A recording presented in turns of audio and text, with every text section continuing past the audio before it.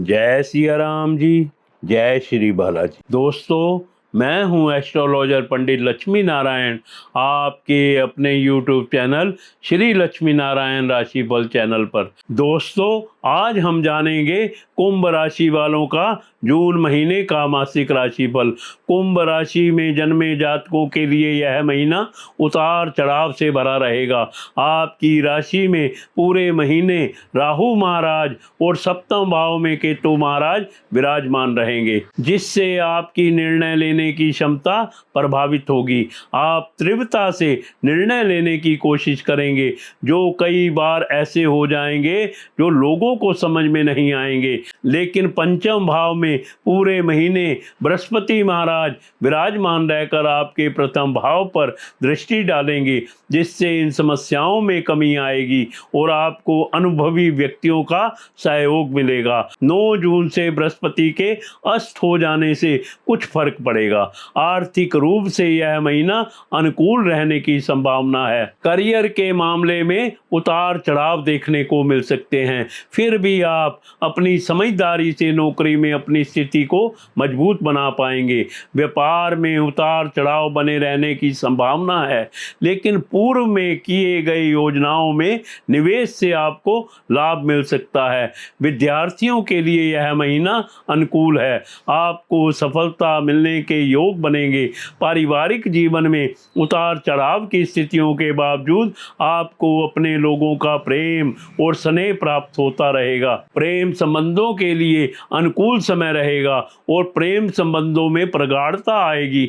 वैवाहिक संबंधों में तनाव बढ़ने के योग बनेंगे। केतु के सप्तम भाव में रहने से जीवन साथी के साथ समस्याएं उत्पन्न हो सकती हैं। छोटी छोटी यात्राएं मित्रों और सहकर्मियों के साथ होने की संभावना है, जिससे आपको खुशी मिलेगी और आपका आत्मविश्वास बढ़ेगा। स्वास्थ्य में उतार चढ़ाव की स्थितियां बनी रहेंगी, इन पर आपको ध्यान देने की आवश्यकता पड़ेगी। जो लोग विदेश गए हुए हैं, उनके वापस लौट के आने के योग बन सकते हैं, जिससे उनके घर वालों को खुशी होगी।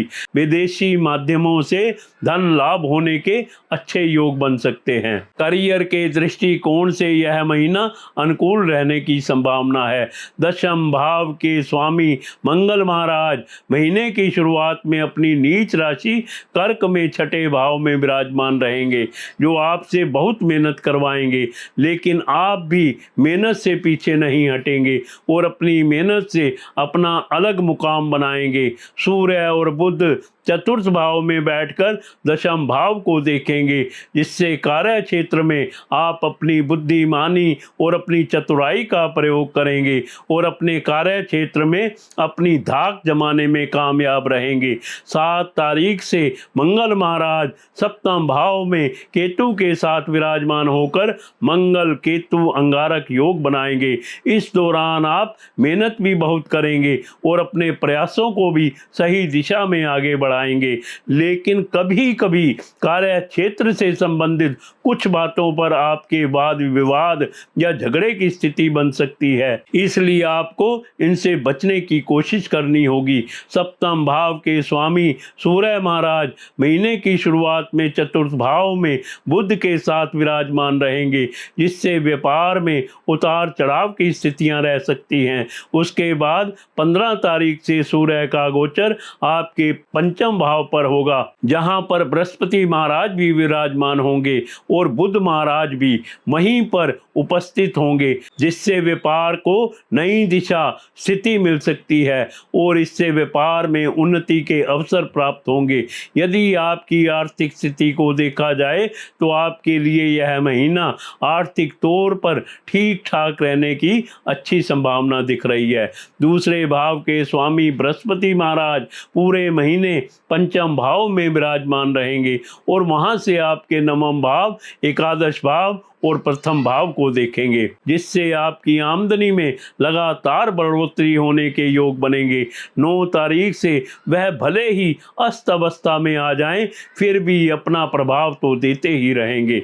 महीने के मध्य में सूर्य और बुध के भी पंचम भाव में बृहस्पति के साथ आने से एकादश भाव पर 3 ग्रहों का प्रभाव रहेगा, जिससे आपकी आमदनी में अच्छी बढ़ोतरी देखने को मिलेगी।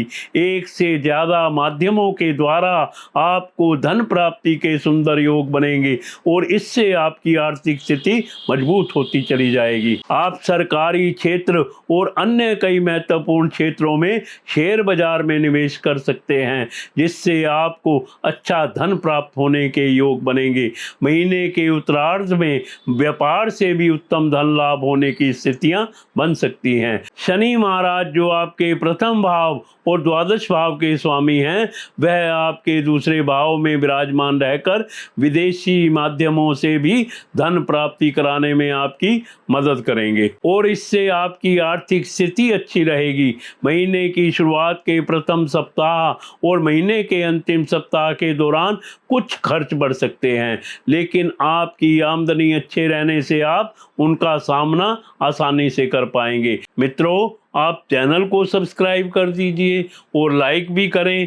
कमेंट्स बॉक्स में जय सिया राम जी, जय श्री बालाजी लिखें और श्री बालाजी का आशीर्वाद प्राप्त करें। यह महीना स्वास्थ्य के दृष्टिकोण से औसत रहने की प्रबल संभावना है। इस महीने आपको स्वास्थ्य संबंधी समस्याओं के प्रति सावधानी बरतने की आवश्यकता पड़ेगी। आपको रक्त से जुड़ी समस्याएं, अनियमित रक्तचाप, रक्त असंतुलन, रक्त में अशुद्धि होना, किसी प्रकार का रक्त संक्रमण, चोट, घाव होना, फोड़े, फुंसी आदि की संभावना से इनकार नहीं किया जा सकता है। यदि प्रेम संबंधों की बात की जाए तो उसके लिए यह महीना अनुकूल रहने की अच्छी संभावना है। महीने के अधिकांश भाग में शुक्र महाराज तीसरे भाव में विराजमान रहेंगे, जिससे आप अपने किसी मित्र के प्रति आकर्षित हो सकते हैं और इससे उनके प्रति आपके मन में प्रेम की भावना का अंकुर फूट सकता है। विवाहित जातकों के लिए यह महीना उतार चढ़ाव से भरा रहेगा और आपको बहुत सावधानी रखनी होगी। आप और आपके जीवन साथी के मध्य तनाव, टकराव और लड़ाई झगड़े की स्थितियां बन सकती हैं। यह समय रिश्ते के लिए खराब रह सकता है। यह महीना पारिवारिक जीवन के लिए औसत रहने की संभावना है, परंतु अधिकतर अच्छे परिणाम मिलने के योग बनेंगे। चतुर्थ भाव में महीने की शुरुआत में सूर्य और बुध का बुधादित्य योग परिवार में खुशहाली लेकर आएगा। आपकी माताजी और पिताजी के सानिध्य और उनके मार्गदर्शन में परिवार उन्नति करेगा। अब मैं आपको बहुत ही आसान से कुछ उपाय बताऊंगा जिन्हें करके आप ग्रहों को प्रसन्न कर सकते हैं। हर शनिवार को शनि देव की पूजा करनी चाहिए और पूजा करते हुए ओम शनेश्वराय नमः मंत्र का 108 बार जाप करना चाहिए। आपको कुछ समय के लिए पीपल वृक्ष की छाया में बैठना चाहिए और संभव हो तो ध्यान लगाना चाहिए।